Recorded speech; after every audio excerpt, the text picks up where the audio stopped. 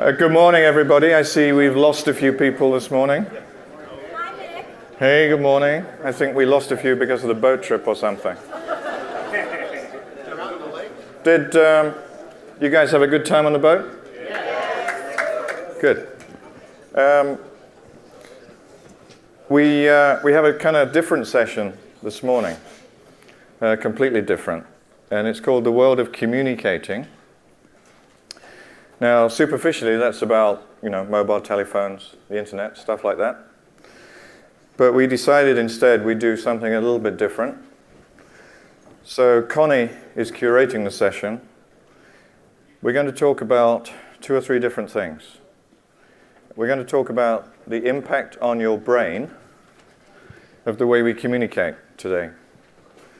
And we have a very distinguished expert on the brain to talk about.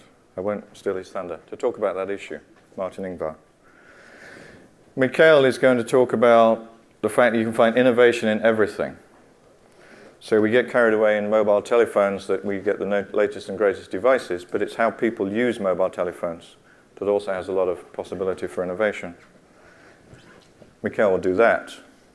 And then we're extremely pleased to have Professor John Ellis join us from CERN. I won't steal his thunder, but he's going to talk about everything from the founding of the web to actually how you get 134 different countries to work together on the world's biggest and most difficult project. And again, no more stealing of thunder there, but John will cover that. So that's this morning. We will finish, give or take, about 10:30. Give or take. There'll be some question answers. We'll see how that goes. And then we invite everybody to be back in the white cubes onto lunch. I'll come back on at the end of Connie's session and explain how we're going to do all that. So that's what we have today, and I hope you enjoy it. Connie, all yours.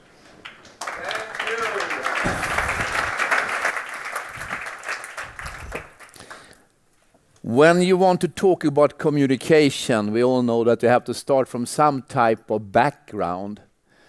And this is my background. When I started with P&G, we had a Telex machine and an old telephone, and that was our communication. Here in Geneva, we had a special Telex room with a number of ladies sitting handling Telex, sending and receiving. And I am amazed when I start to think about this subject, what has happened during the time since I started with P&G in 1978. We moved to the next phase, which was the fax. No youngster today knows what a fax is any longer, but that was a major step forward for an international company from a communication point of view. It was so great that it was the biggest innovation we've ever seen, and it disappeared fairly quickly from the screen. And then we had the Wang processing. I think you all remember that. I mean, we could change the documents over and over again, and they still look great. I mean, the secretaries didn't need to use Tipex any longer. This was a major move forward.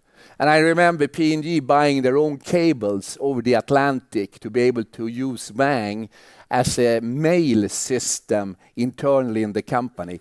Incredibly expensive. And where are these things today? Nowhere to be seen. And then we got mobile phones.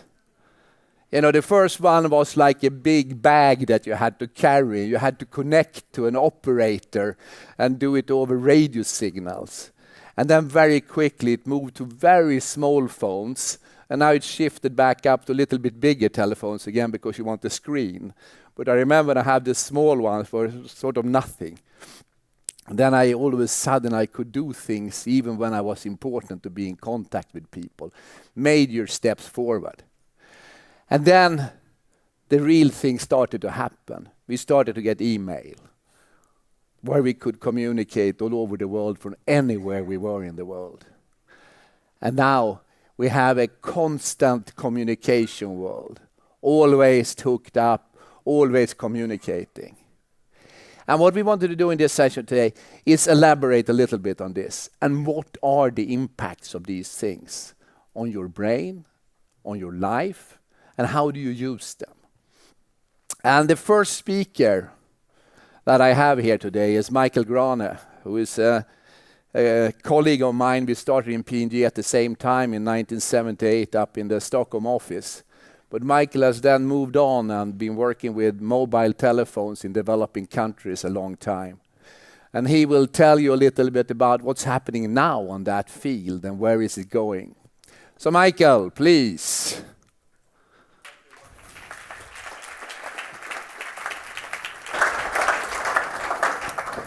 Good morning, everybody.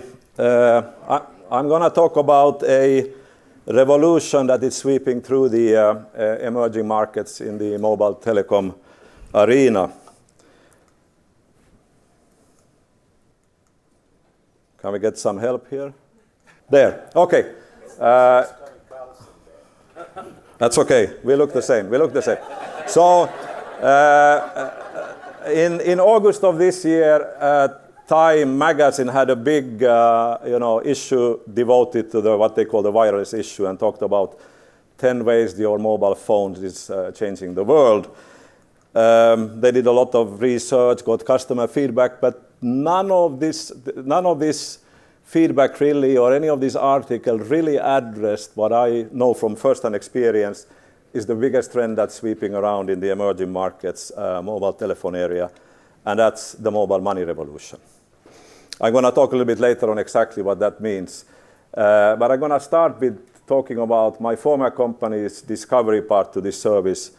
By way of background, the company is called Millicom, the brand is called Tigo, and we served 46 million customers across 14 markets in Africa and Latin America.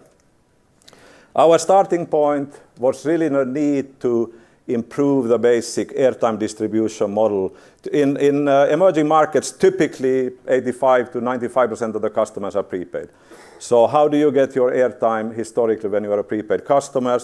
You go to a retail point, which is any grocery store, pharmacy, whatever, and you hand out money and you get a so-called prepaid card. You scratch at the back, there is a number, you insert it in your phone and you talk. So that's the historic model. The challenge with this model was basically two-front. First, there was a lot of out of stock in the distribution outlets because we had prepaid cards in different denominations, $2, $4, $5, and so on. So we had frequent out of stock problems. Second, because there was a quite high cost involved in printing these cards, there was a limit on the denomination, the lowest denomination we could sell, and typically it was like $1.50, which in many cases was too high for our customers' pocket. And basically they had to wait until they had that $1.50 to buy airtime, so they were out of business. So what did we do? We said, okay, what if we sell electronic airtime? So now basically a customer could go into a retail point and buy airtime with any change they have in their pockets, being it 15 cents or 20 cents or $2 and whatever, hand it over to the retailer who sends it directly into their phone, and then they talk. And we did this change. At the same time, we switched over to per second rounding from per minute rounding. So now customers could talk a lot, and we had a significant bounce in terms of usage and our customers' perception and affordability. Major revolution. At the same time, of course, we could significantly enhance our distribution network. We went from around 400,000 distribution points to 600,000. We knew exactly the inventory at every distribution point. We could do route planning, do things like ensuring that our salespeople would visit the retailer before the Coca-Cola truck came, and all the working capital went to buy Coke instead of buying the Tigo airtime. So significant improvement. And since we now knew how to send airtime electronically, we said, okay, what else could we do? So we basically opened up our network to customer lending. That is a revolution, and you can't really do this today actually in many countries. I mean, if you're an AT&T or Verizon customer, you can't send your balance to a friend or to a relative. So we said, let's open that up. Typical usage, son is out of time, out on the town, it's late at night, he's out of airtime, he sends a free SMS to his father, who sends an SMS with an airtime back.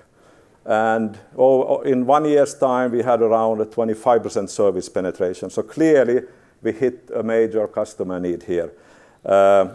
There was a lot of lending. We didn't get involved. We didn't get involved in the recovery of these loans.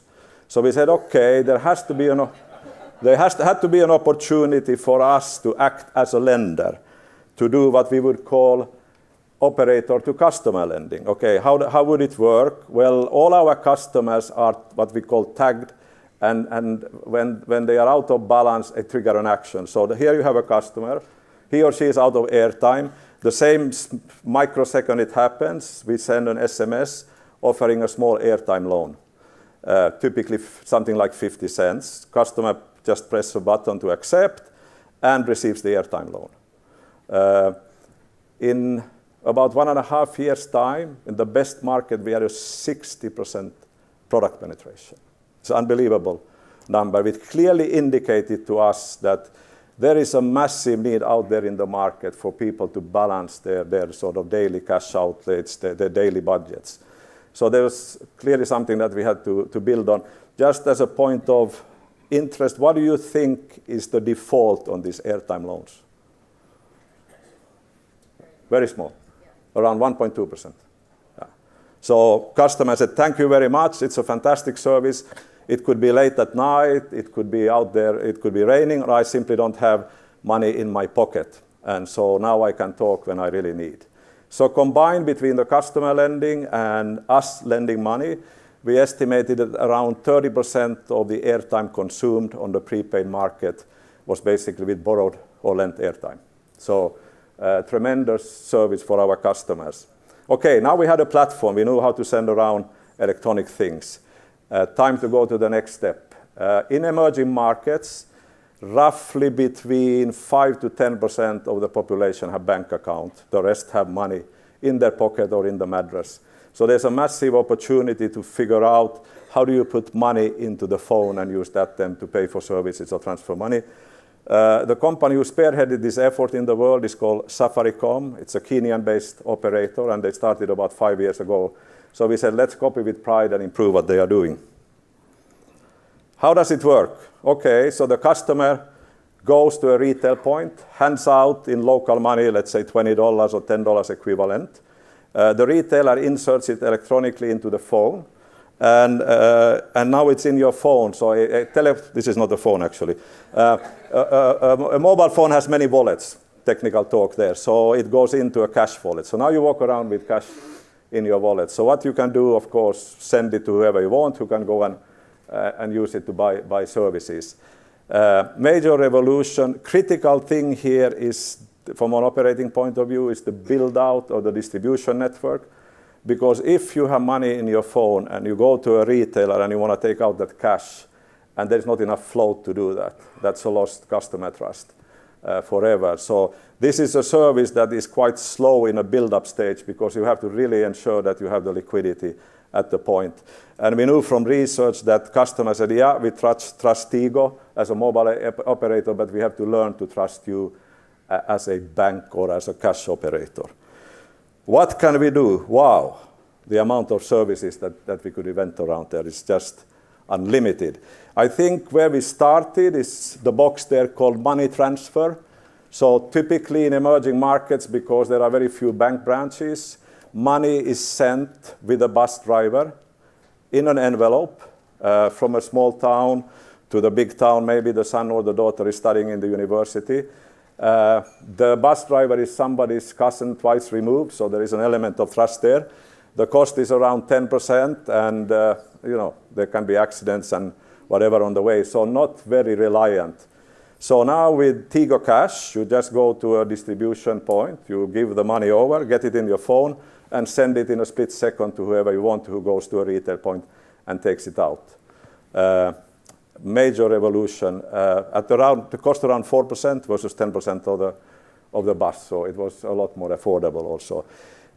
We did a lot of research around this and realized that there was a lot of other usage that the customer expressed. Around 26% of our customers, by the way, in Tanzania said, no need to transfer money, but I want to save money in my phone. So we said, okay, let's do some focus group and figure out what do they mean. So here is this housewife who said, okay, I put my money, excess money, in a cookie jar on a top shelf in the kitchen, but then at night my husband comes and takes it and goes out for a beer.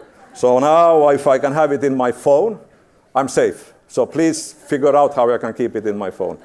Somebody else, for example, said, okay, I have money in my pocket. I have a lot of bills coming up. Please take it away so I don't spend it. I want to basically put it away in my phone. So in a way, it acts more as a safekeeping. You know, the old way, maybe in our homes we have a safe or something like that. To an emerging market customer, the safe is this. By the way, this is pin protected, so if you lose your phone, you don't lose your balance. That was basically the carrier. We did a lot of other things. You know, people can pay utility bills instead of taking the bus to the center of the city, standing in a queue once a month and paying the utility bill. You just pay it from your phone. Salary payments. We do a lot of government salary payments, aid payments. Problem with aid is normally outside the execution side is how do you deliver the money to where the aid is deployed, and if aid is deployed in a faraway village, you know, somebody has to spend a lot of time on the road. It's a little bit could be a little bit dangerous and up for robbery. So now you can pay straight, you know, to the small village with Tigo Cash. By the way, in Africa, many schools don't have enough funds to operate, so parents typically are asked to contribute. So here you have the small 7-8-year-old kid walking with his backpack with some cash in it. So now with Tigo Cash, you can pay the school directly. That's, again, a major consumer convenience. Microinsurance. In some countries in Africa, funeral expense is a big thing. And people, when you know, they're not going to pass away, they don't want to load the next generation with this cost. So we have a funeral insurance paid by Tigo Cash on a monthly basis. That takes care of that problem. Lots of opportunity. In some of our markets, for example, the smart retailers are now saying Tigo Cash accepted here because they realize it's a full payment. It's as good as paying with Visa or MasterCard. There is a big opportunity which we are currently testing is the small grocery store now has Tigo Cash. In comes the Coca-Cola truck and they buy a case of Coke, and rather than paying with cash, they pay with Tigo Cash. So Coca-Cola now has a significant savings in cash reconciliation and also on safety and security. So an explosive opportunity for growth. And by the way, mobile money is growing faster in Africa than data, which is the other big growth opportunity you might be aware of. From a bigger base, and in Latin America it's growing at a higher pace than data from a smaller base. So what's the message here? I think it's very simple. The world is full of unmet consumer demands and opportunities. Just figure out what they are and formulate simple, affordable services, and you hit the jackpot and you get a revolution. Thank you very much.